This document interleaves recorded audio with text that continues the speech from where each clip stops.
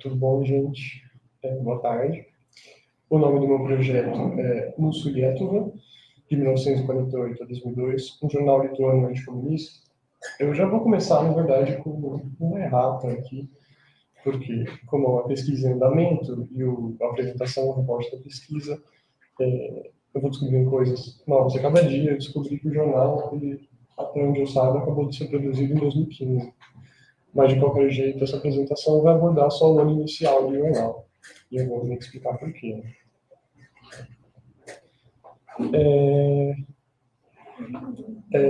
Começando no panorama geral do jornal, né? O jornal Musulietova, que pode ser traduzido para a nossa Lituânia, foi fundado em 1948, em ocasião do 30º aniversário da independência da Lituânia, que foi, né, se tornou independente em 1918. Sua tiragem era quinzenal e ele circulava por São Paulo. Todo o conteúdo do jornal estava em lituano, tirando algumas coisas específicas, como propagandas e informações sobre os editores. E a estrutura contava com essa estrutura, né? Esse fato, o fato dele estar todo em lituano e a sua estrutura, contava com poemas remetendo à pátria-mãe lituânia, com notícias vindas da própria Lituânia, de notícias sobre lituanos do Brasil, meio que revalidavam o caráter cultural do jornal e de culto ao país de origem.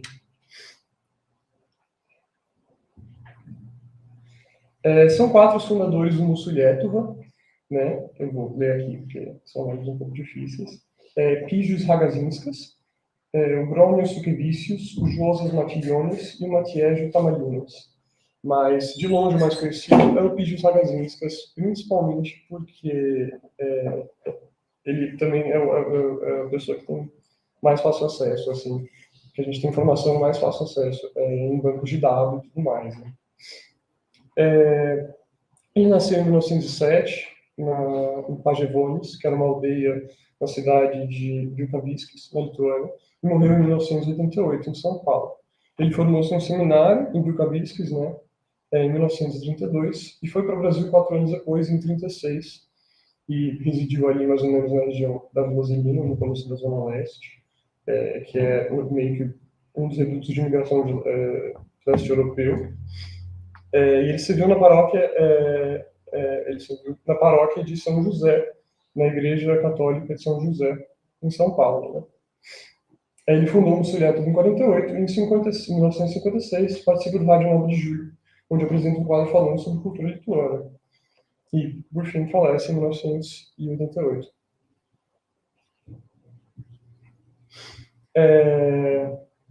Por que tratar só do ano inicial, né? Eu vou tratar só do ano inicial, principalmente por causa de uma investigação. Logo depois do lançamento do jornal, ele foi confiscado pelo DOPS, Departamento de Ordem Política e Social, e foi anexado ao prontuário de uma outra investigação que já existia contra a Aliança Autoprotetora de Beneficência dos Lituanos no Brasil, né, que era responsável por atos beneficentes à comunidade lituana de São Paulo, no geral. Acontece que tanto essa aliança quanto o jornal foram acusados e investigados por ameaçarem a pátria, mas inicialmente as reuniões do grupo beneficente pareciam inofensivas, e o jornal, que foi depois traduzido para a compreensão dos investigadores, apresentou um material anticomunista e constatou-se a partir daí que ele não representava ameaça para o país, né? A investigação foi começada em 1942 e aparentemente acabou em 1953, que é a data da última entrada no prontuário. Bom, a apresentação, na verdade, tem por objetivo, né, e a pesquisa também por extensão, analisar o conteúdo do prontuário, assim como os exemplares anexados nele, e compreender se o anticomunismo era realmente uma característica do jornal. A hipótese principal, baseando-se no que eu fiz até agora, é que a repressão ao jornal se baseava muito no sentimento de xenofobia contra o estrangeiro no país e o sentimento de anticomunismo, que também sustentaram muitas características da política interna de Getúlio Vargas e que foi continuada por Eurico Gaspar Dutra. Mas para a gente entender um pouquinho de tudo isso do prontuário, a gente vai ter que entender um pouco sobre o contexto da imprensa lituana, né? A língua sempre foi um dos principais alicerces da noção de nação lituana. Ele retoma uma ideia de ancestralidade do idioma vindo da Idade Média, e jornais e livros escritos em lituano, abordando temas da própria Lituânia, tornaram-se símbolo do cultivo da cultura pátria, não só na própria Lituânia, né, mas também em colônias deste país pelo mundo. No final das contas, a Lituânia tem colônia no Brasil, no Uruguai, na Argentina, e a demais, acho que a mais famosa e uma das maiores é nos Estados Unidos, na Califórnia. No final do século XIX, a gente tem ali nos Estados Unidos uma das mais proeminentes centros de produção de cultura escrita lituana, né? O Eric Gudlauskas, que é um historiador que trata sobre esse tema da imigração lituana, chega a dizer que em 1898, dos 18 jornais que circulavam na Lituânia, 11 eram publicados nos Estados Unidos. Então, a imprensa era tão famosa, né, tão importante para eles, que muitas vezes eles até importavam, e se fosse legal, tudo bem, era um jeito de passar por isso, sabe? Para chegar dos Estados Unidos à Lituânia. Por volta dessa mesma época, também era muito comum a formação de alianças literárias entre os imigrados, muitas delas com viés de esquerda e também, por vezes, um viés revolucionário, né? A aproximação às ideias social-democratas e bolcheviques e a possibilidade de movimentação popular foram uma das características mais marcantes da imprensa lituana da época. Indo para um contexto também um pouco mais brasileiro, né?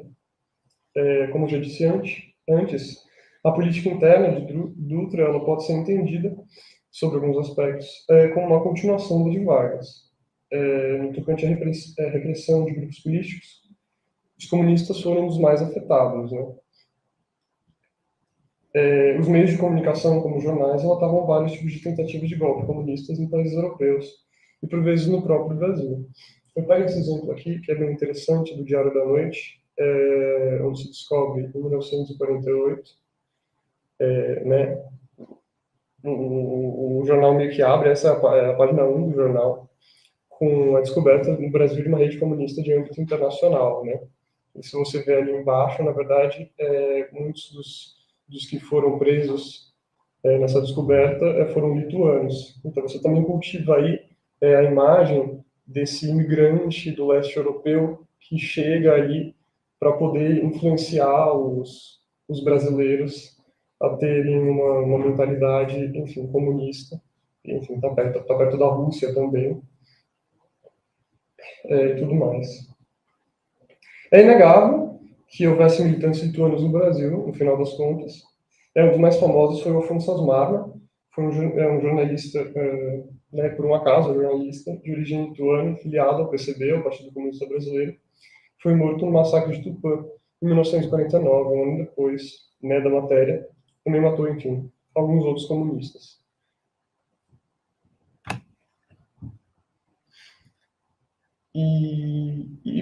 Enfim, a ameaça era real, né, do tipo, o Mussolieto, ele era genuinamente anticomunista, ou ele era comunista.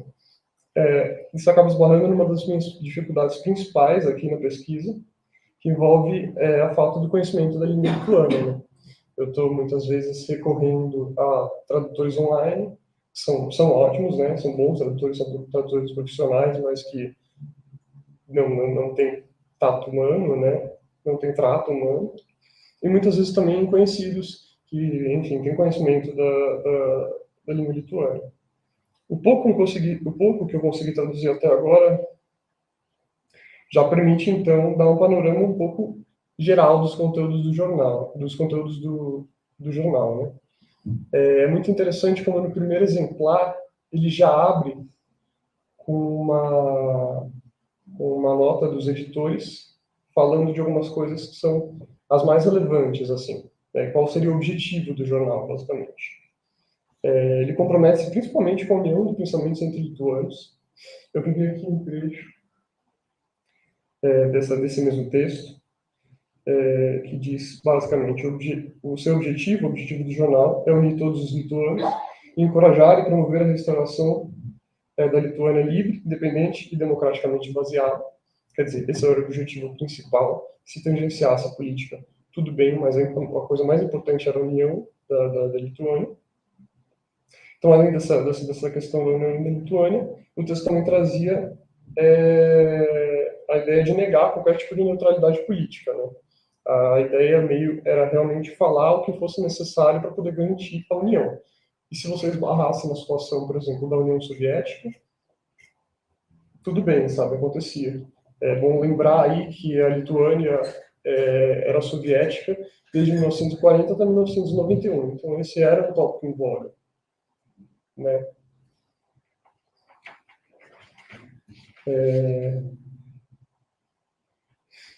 Bom, basicamente, a partir de tudo isso, e a partir do fato também que os exemplares que foram confiscados pelo DOPS foram somente 4, né, é muito difícil dizer que dá para realmente ter a noção de um perfil editorial da publicação, né?